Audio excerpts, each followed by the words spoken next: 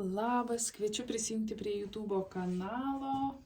Ten rasit papildomas žinutės, o dabar žinutė mergeliai.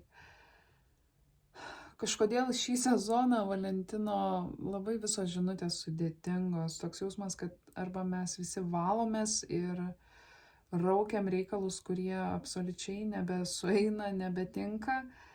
Arba kažkas yra astrologiškai, kas įtakoja griuvimus, griūtis, pabaigas ir kažkokius tai generalinius valymus. Nes tikrai labai sudėtingos žinutės. Mergelės, jūs judėjot kažkur ir labai užsidegę judėjot to link, bet buvo dėtas taškas kažkodėl.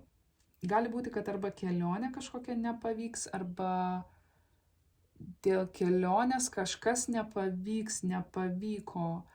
Kai kurie iš jūsų bėgat truputį nuo tiesos, kažko nenorit matyti arba nenorit priimti kažkokio sprendimo.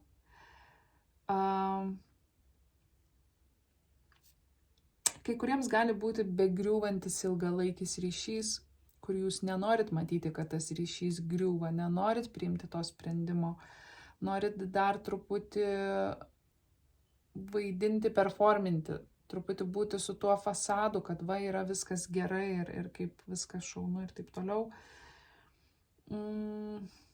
Patarimas yra būti atviriems su savimi, padaryti tai, ką turit padaryti,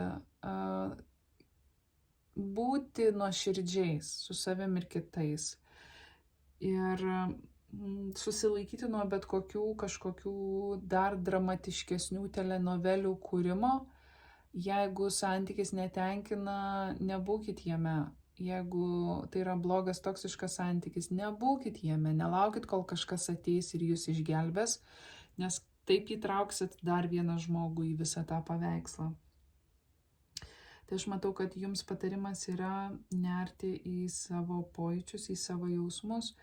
Kai kurie iš jūsų jau sutikot savo gyvenimo meilę, gyvenimo žmogų. Patarimas yra nekontroliuoti situacijos, leisti viskam atsiskleisti savaime ir tai galbūt susiję yra ne tik tai su ta situacija, bet ir su visom kitom.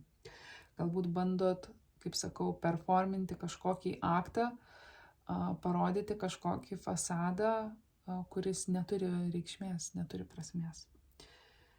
Tai patarimas yra išdrįsti siekti to, ko jūs norit.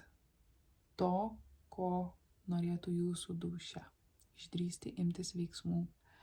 Ir kai kuriems tai yra galbūt netgi įveikti savo širdgėlą. Ok, sėkmės mergelės. Tikiuosi, tai buvo kažkam naudinga. Ate.